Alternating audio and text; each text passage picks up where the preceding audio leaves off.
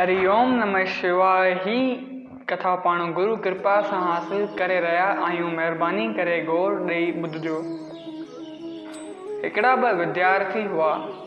गुरुअ खां ॿई ज्योतिष विद्या सिखिया। विद्या पूरी करे ॿई आया हिकु शहर में। हिकु स्त्री उन्हनि खां पुछियो त स्वामी ॿुधायो त मुंहिंजो पति जेको ॿाहिरि वियल आहे सो कॾहिं ईंदो। ज्योतिष खे पास्ट ऐं फ्यूचर माना माज़ी ऐं मुस्तक़बिल ॿिन्ही ख़बर हूंदी आहे। सिर्फ़ु हथ ॾिसण सां उनखे ख़बर पई वेंदी आहे। विद्या ई कुझु अहिड़े नमूने जी आहे त सो कॾहिं ईंदो, किथे आहे ऐं उनजो कहिड़ो हाल आहे।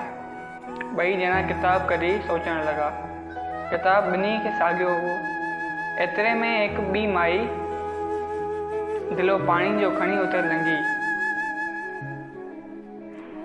त इहो दिलो किरी भॼी पियसि। हिननि मां हिकु हिकदमि चवणु लॻो त माई तुंहिंजो पति मरी वियो आहे। ॿियो चवणु लॻो त माई तुंहिंजो पति अॼु ई ईंदो ऐं वॾो बाग़बान थी ईंदो। ज्योतिष साॻी, गुरु बि ॿिन्ही जो हिकु, अकल बि ॿिन्ही खे चङो हुओ, मगर भाग्य जुदा जुदा रंग थो ॾे। अञा इहो उन शहर में ई हुआ त उन ॾींहुं माई जो पति वॾे धूम धाम सां आयो ऐं माई उन ज्योतिष खे घणो ई ॾंड ॾिनो।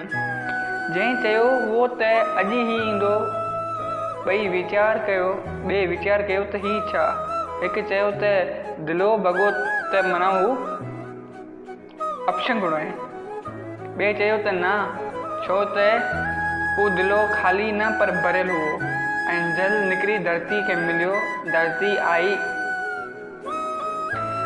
आहे स्त्री ऐं जल आहे पुरुष। सो जीअं जल यकदमि धरती खे मिलियो तीअं हिन जो पति बि यकदमि हिन खे मिलणो ऐं मिलियो। हिकु ब्राह्मण वॾो सजन पुरुष हो। हिकु फ़क़ीर उन वटि भिख्या लाइ ईंदो हो। ब्राह्मण खे दया आई सो चयाईं त छो थो दर दर भिटके। मुंहिंजी रसोई ठाह, मुंहिंजो बावर्ची थी रहो ऐं रोज़ मूं वटि खा पी आनंद में गुज़ार। हिन ईअं ई करणु क़बूलियो। कुझु वक़्त खां पोइ वञण जो ख़्यालु थिएसि ऐं वञी ॿिए ॻोठ में धूणी ॼमाए फ़क़ीर थी वेही रहियो। जेको फ़क़ीर पहिरीं बावर्ची कमु पियो कयो, उहो ॿिए शहर में वञी धूणी लॻाए वेही रहियो। हिकु सेठ हुन वटि आयो। सेठ सम्झो त ही को पोतल फ़क़ीर थो ॾिसिजे। हिनखे चयईं त स्वामी अॼु मुंहिंजो केस वॾे कोर्ट में आहे, दया करियो त बची वञा। फ़क़ीर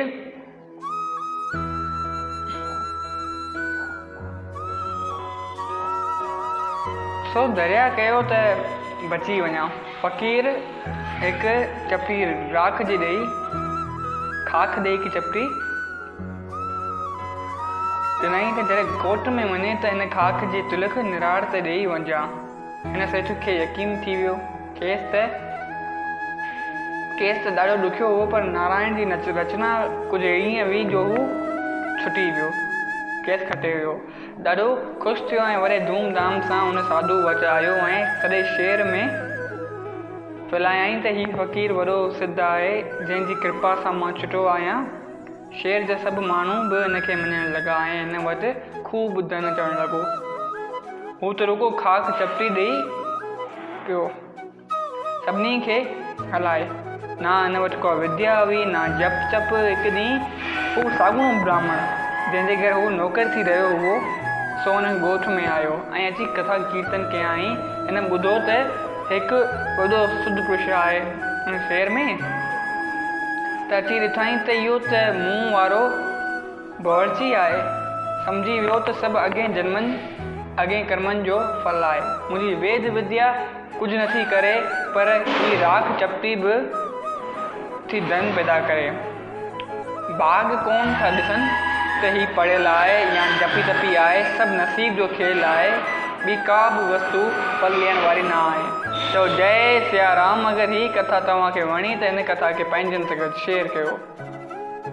जय सिया राम।